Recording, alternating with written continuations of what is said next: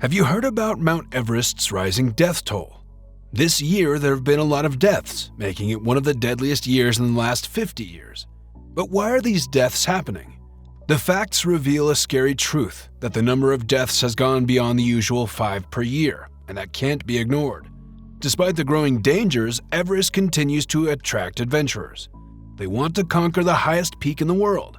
But maybe the climbers are the problem. Mount Everest is facing a serious problem. There are too many people crowding the mountain. This has serious consequences. There's too much traffic, supplies are scattered everywhere, and the mountain is suffering from pollution caused by human waste. Sadly, this has resulted in the loss of 13 lives this year alone.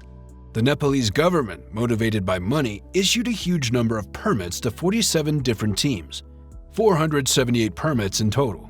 With an average of 1.5 Sherpas assisting each climbers, there were over 1,200 people on the mountain, the highest number ever. We can't ignore the economic impact.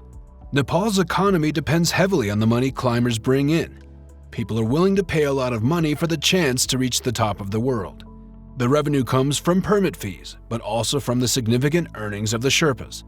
They put their lives at risk, guiding climbers through dangerous terrain and carrying the weight of their clients' dreams.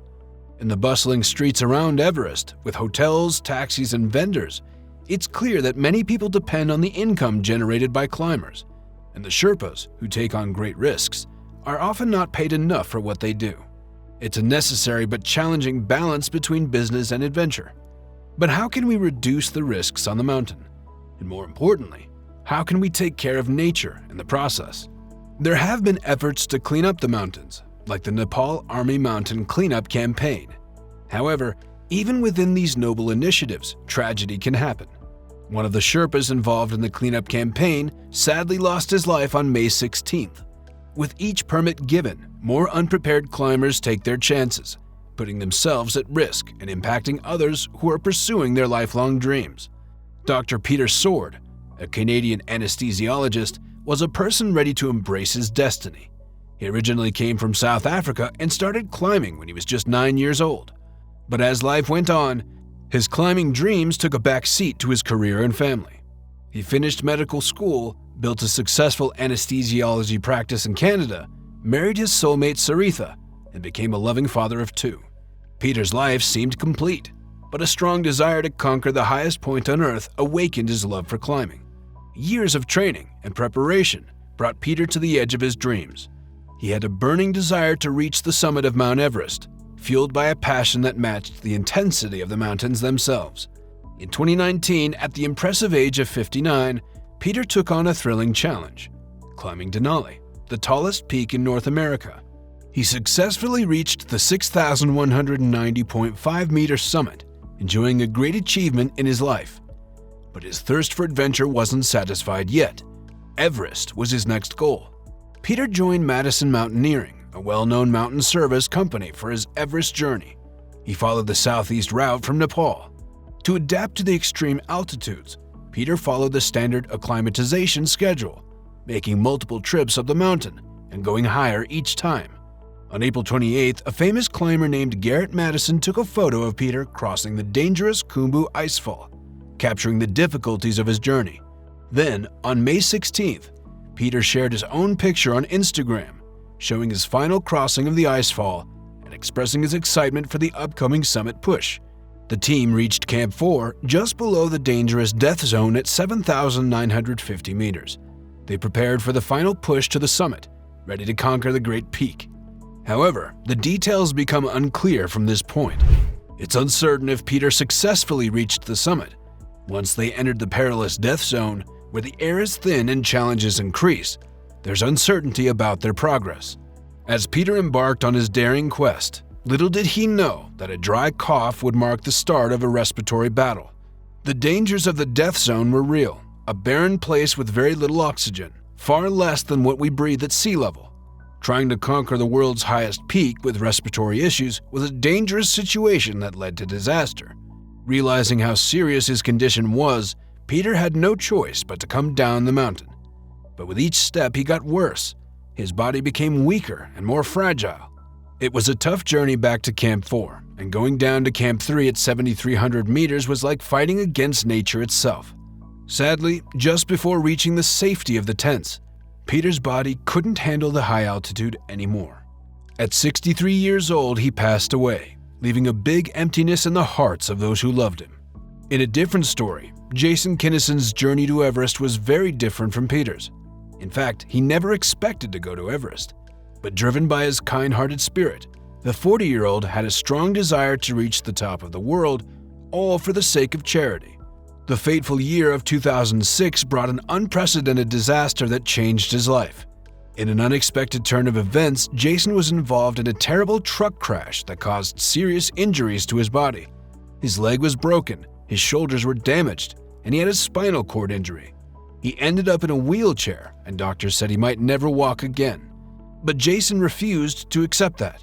He was determined to prove them wrong. He threw himself into rehabilitation, working hard to overcome the odds.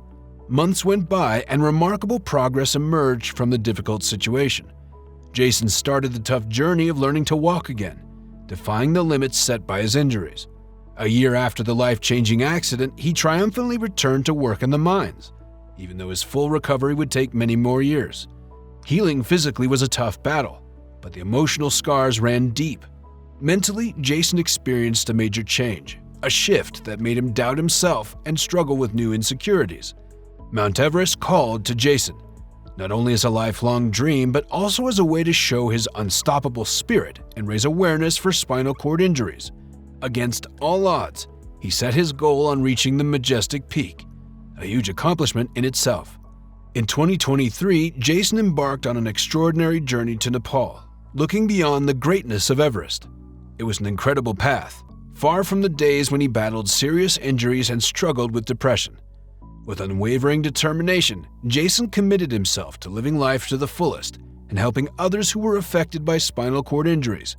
He wanted to make sure their struggles were not forgotten and that they had received compassion and support. Jason climbed with Asian trekking, using the climb as a way to support his cause. To prepare for the expedition, he practiced climbing on a ladder in his backyard, getting used to moving on rungs. He also went to New Zealand to master rock climbing and acclimatize to the tough altitudes. Everything was ready for a climactic showdown in late May. A perfect weather window opened up, calling the group to start their final push to the summit. Jason was confident, having trained hard and prepared meticulously for this moment. On May 18th, they reached Camp 4, located below the dangerous death zone, to rest before the final part of their climb. Like many climbers before them, they took a brief moment to recharge, getting ready for the early morning hours when their dreams would become reality. And so it happened. On May 19th, Jason stood on top of the world, a symbol of his unwavering determination, inspiring everyone in the mountaineering world. But as the saying goes, what goes up must come down. The descent, however, brought troubling symptoms for Jason. He experienced hallucinations and confusion, unlike his usual sharp mind. To make things worse, the two Sherpas with him were running dangerously low on oxygen canisters. It's unclear what caused this problem, whether it was a planning oversight or an unexpected consequence of their pace. As time passed, Jason's condition got worse, succumbing to a serious condition called high-altitude cerebral edema. This happens when the brain swells due to a lack of oxygen, distorting thoughts and causing a downward spiral. In this dangerous state, Jason couldn't continue climbing. Feeling a sense of urgency, the two Sherpas made a difficult decision. They rushed back to Camp 4 to get more oxygen before returning to Jason. But fate was unkind. The weather suddenly changed, preventing a quick reunion. The Sherpas were stuck at Camp 4, unable to reach their brave companion, and the summit became hidden behind a thick curtain. Sadly, Jason's journey ended just above the balcony at 8,500 meters, a treacherous altitude. Like many others before him, he couldn't overcome the dangers of the death zone and took his last breath. Retrieving Jason's body proved to be an impossible task, a harsh reality that all climbers must face. It's a haunting reminder of the risks present above 8,000 meters, where the mountain's icy grip holds climbers captive indefinitely. This season left experienced climbers on edge, fearing a repeat of the tragic events of 2019 when long lines of climbers formed on the way to the summit. However, despite the high number of climbers, this fear didn't fully materialize.